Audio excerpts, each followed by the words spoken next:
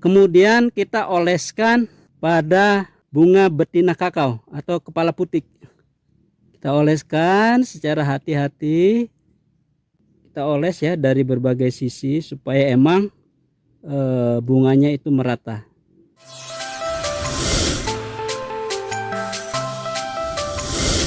Assalamualaikum warahmatullahi wabarakatuh.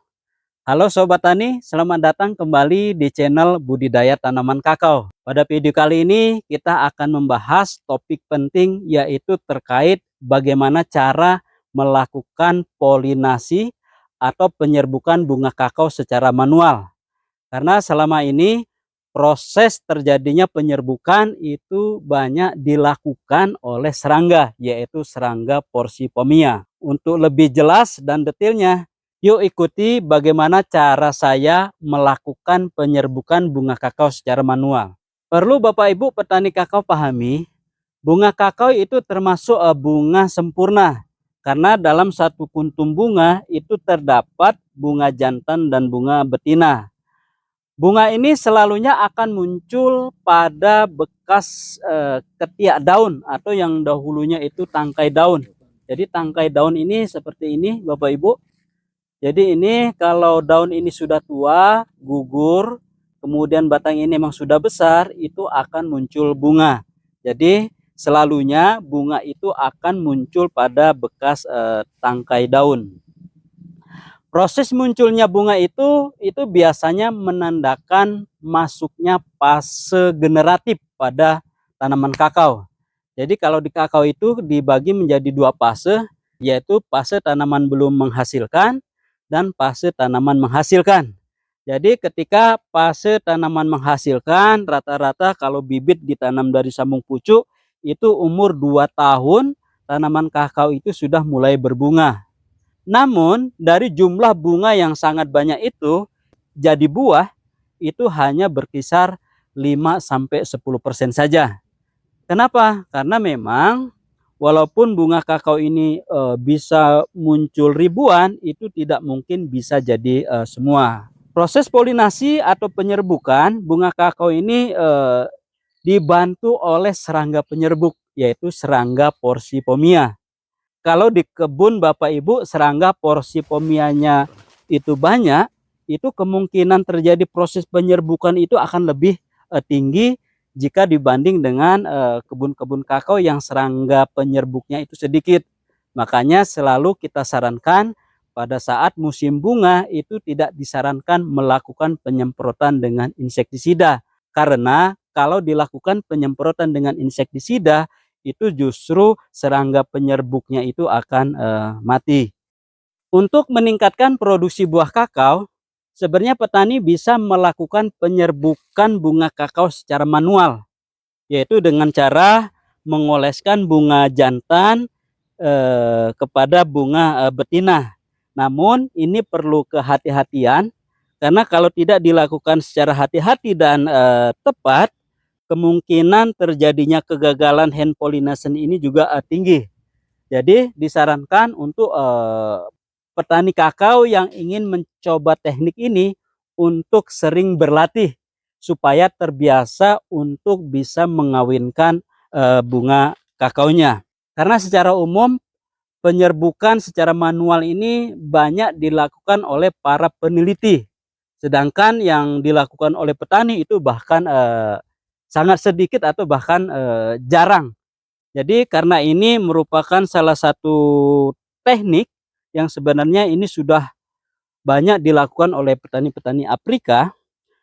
Di Indonesia setidaknya kita bisa mencontoh teknik ini untuk mendukung agar bunga kakao ini bisa menghasilkan buah kakao yang lebih produktif lagi. Ketika kita ingin melakukan penyerbukan secara manual, tahap pertama kita harus siapkan pinset ya, seperti ini Bapak Ibu. Jadi pinset ini tujuannya untuk menjepit bunga sambil kita nanti mengoleskannya pada bunga betina. Yang jelas bunga kakao itu kita coba goyang-goyangkan seperti ini Bapak Ibu ya. Jadi kalau kita goyangkan itu tidak gugur, itu menandakan bahwasanya bunga ini masih dalam kondisi prima atau sehat. Kemudian karena bunga betina ini dia tersembunyi letaknya karena dikelilingi dengan staminot atau bunga jantan palsu, jadi staminot ini kita buang terlebih dahulu supaya memudahkan pada saat kita menempelkan serbuk sari.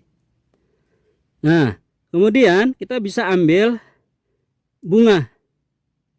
Benang sari itu dilindungi oleh mahkota bunga. Jadi kita lepas mahkota bunganya seperti ini dengan pinset. Jadi benang sari itu berwarna putih kecoklatan dan ujungnya itu terdapat serbuk sari ya. Nah, kemudian kita potong staminotnya.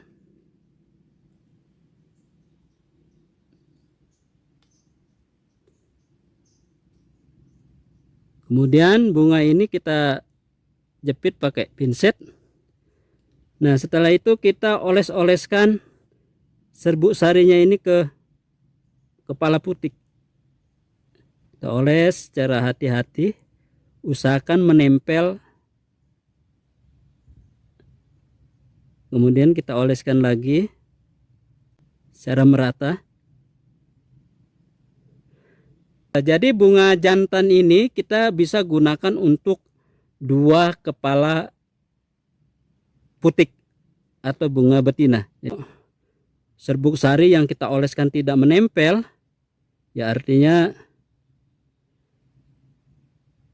proses penyerbukan ini akan gagal. Jadi emang perlu ketelatenan dan kehati-hatian pada saat kita mengoleskan benang sari pada kepala putik.